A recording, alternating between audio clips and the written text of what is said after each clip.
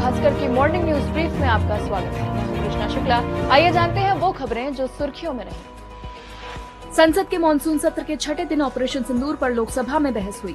लोकसभा में रक्षा मंत्री राजनाथ सिंह ने चर्चा की शुरुआत की। इसके बाद कांग्रेस सांसद गौरव गोगोई ने सरकार से सवाल किए। रक्षा मंत्री होने के नाते ये नहीं कहा कि पहलगाम में दहशतगर्द कैसे आए। भारतीय जेट तबाह होने पर राजनाथ सिंह ने कहा, किसी भी परीक्षा के परिणाम में रिजल्ट मैटर करता है। हमें इस बात का ध्यान नहीं रखना चाहिए कि एग्जाम के दौरान उसकी पेंसिल टूट गई थी या उसकी पेन खो गई। विदेश मंत्री एस जयशंकर ने ट्रंप के सीज फायर दावे को खारिज किया। विपक्ष के हंगामे के बाद केंद्रीय मंत्री अमित शाह ने कहा, विदेश मंत्री यहाँ स्टेटमेंट कर रहा है, उस पर भरोसा नहीं है, उनको किसी और देश पर भरोसा है। भारतीय सेना ने ऑपरेशन महादेव के तहत श्रीनगर के लिटवास इलाके में 3 पाकिस्तानी आतंकियों को मार गिराया। खबर है कि इनमें पहलगाम हमले का मुख्य आरोपी हाशिम मूसा भी शामिल है, जबकि दूसरा 2024 के सोनमर्ग सुरंग प्रोजेक्ट पर हुए हमले में शामिल था। 1 अगस्त से यूपीआई के नियमों में 3 बड़े बदलाव होने वाले हैं। अगले महीने से आप एक दिन में 50 से ज्यादा बार यूपीआई ऐप के जरिए बैलेंस नहीं चेक कर सकेंगे। ये बदलाव यूजर्स, बैंकों और मर्चेंट सभी के लिए। अगर कोई पेमेंट अटक जाता है तो आप उसका स्टेटस सिर्फ 3 बार चेक कर सकते हैं, वो भी हर बार 90 सेकंड के गैप के साथ। इसके अलावा ऑटो पे ट्रांजैक्शन एक तय टाइम स्लॉट्स में होगा। 19 साल की दिव्या देशमुख ने चेस का FIDE महिला वर्ल्ड कप जीत लिया। ये वर्ल्ड चैंपियन बनने वाली पहली भारतीय महिला है। उन्होंने टूर्नामेंट के फाइनल में भारत की ही कोनेरू हम्पी को टाई ब्रेक राउंड में हराया। वर्ल्ड चैंपियन बनने के साथ वो भारत की 88वीं ग्रैंड मास्टर भी बनी।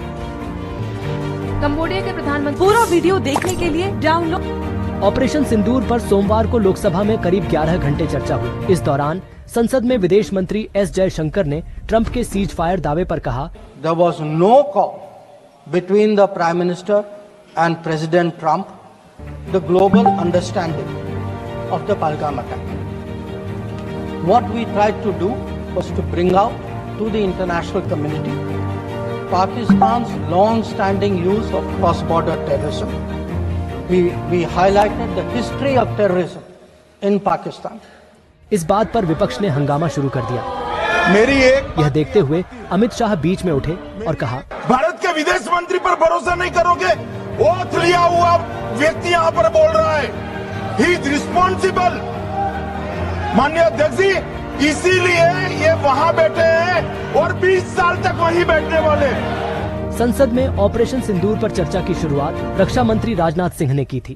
भारत ने कार्रवाई इसलिए रोकी क्योंकि कॉन्फ्लिक्ट के पहले और उसके दौरान जो भी पॉलिटिकल और मिलिट्री ऑब्जेक्टिव्स तय किए गए थे उसे हम पूरी तरह से हासिल कर चुके हैं। इसलिए यह कहना, यह मानना कि यह ऑपरेशन किसी दबाव में रोका गया था, यह बेबुनियाद है और सरासर गलत है। आपको प्रश्न पूछना है तो यह प्रश्न पूछिए कि जिन आतंकियों ने हमारी बहनों, हमारी बेटियों का सिंदूर मिटाया, क्या हमारी सेनाओं ने ऑपरेशन सिंदूर। जम्मू कश्मीर में श्रीनगर के लिटवास में सेना ने 3 पाकिस्तानी आतंकियों को ढेर किया। ऑपरेशन महादेव के तहत ये कार्रवाई की गई। सेना के ऑपरेशन में पहलगाम हमले का मास्टरमाइंड हाशिम मूसा मारा गया है। मीडिया रिपोर्ट्स के मुताबिक सेना ने मूसा के मारे जाने की आधिकारिक पुष्टि की है। सेना ने आतंकियों के ठिकाने से बंदूक और विस्फोटक हथियार बरामद किए हैं। और इलाके में कुछ दिन पहले से ही कोऑर्डिनेट सर्च ऑपरेशन शुरू हुआ है। उसके बाद टेररिस्टों ने सिक्योरिटी फोर्सेस पे अंधाधुंध गोलियां चलाकर एनकाउंटर की शुरुआत की। दरअसल सेना को लिटवास के हरवान इलाके में ताजिगाम यमन में मौत की सजा पाने